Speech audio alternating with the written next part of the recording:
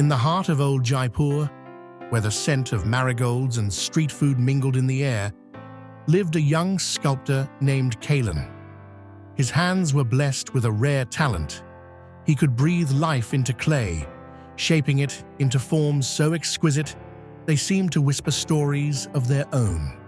Yet Kaelen's workshop was a testament to his chaotic spirit. Half-finished sculptures drooped under damp cloths. Tools lay scattered like fallen soldiers, and sketches for brilliant ideas were buried under layers of dust. His talent was a wild river, powerful and beautiful, but it flowed wherever it pleased, carving no clear path. Kaelen worked only when inspiration struck, which he treated as a divine and unpredictable visitor. He would work feverishly for a day and a night, his fingers a blur, only to abandon the project for a week, lured away by the city's myriad distractions. He believed discipline was a cage, a dull routine for less creative minds. One monsoon, the renowned master sculptor Alistair visited the city. His works were displayed in galleries worldwide, celebrated for their profound grace and flawless execution. Hearing of the old master's presence, Kaelen impulsively gathered his best half-finished piece, a weeping goddess, and sought him out. He found Alistair in a quiet courtyard, meticulously sweeping fallen leaves from the stone path. The old man moved with a quiet, deliberate rhythm. He listened patiently as Kaelen spoke of his passion, his artistic visions, and his frustration with his own inconsistency. Alistair looked at the sculpture. "The sorrow in her face is real," he said, his voice as smooth as worn stone. "You have a great gift, but a gift is only a seed. It will not grow into a forest on its own." Kaelen asked the master for his secret. Alistair simply smiled and invited Kaelen to visit his temporary workshop. At dawn the next day, filled with excitement, Kaelen arrived to find Alistair already at work. The workshop was simple and orderly. A single block of marble stood in the center.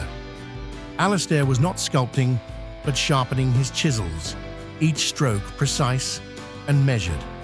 For an hour, he did nothing but prepare his tools. Then, he spent another hour studying the marble, making faint charcoal marks on its surface. Only then did he pick up a mallet and chisel. He worked with unhurried focus until the midday sun streamed through the window. He then stopped, cleaned his tools, and covered the stone. "Is that all for today?" Kaelen asked, bewildered. "Yes," Alistair replied. "The stone and I have had our conversation for the day. We will speak again tomorrow."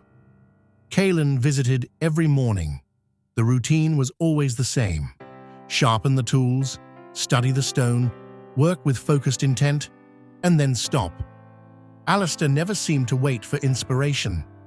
His discipline was a quiet, steady flame, not the wildfire Kaelen was used to. He saw that Alistair's day was built not around passion's whims, but around a simple, repeatable structure. Intrigued, Kaelen returned to his own workshop. He didn't wait for inspiration. He simply decided to emulate the master. At dawn, he woke up and cleaned his space. He organized his tools. He chose one sculpture, the Weeping Goddess, and vowed to work on it for just 2 hours. The first day was agony. His mind wandered, and his hands felt clumsy. He felt no spark, but he stayed for the full 2 hours. He did it again, the next day, and the next. Slowly, a strange shift occurred. The daily ritual began to clear his mind. By showing up every day, he was inviting inspiration to meet him, rather than waiting for it to arrive unannounced. His 2 hours of focused work became more productive than his previous all-night frenzies. The wild river of his talent was not caged. It was being guided into a deep, powerful channel.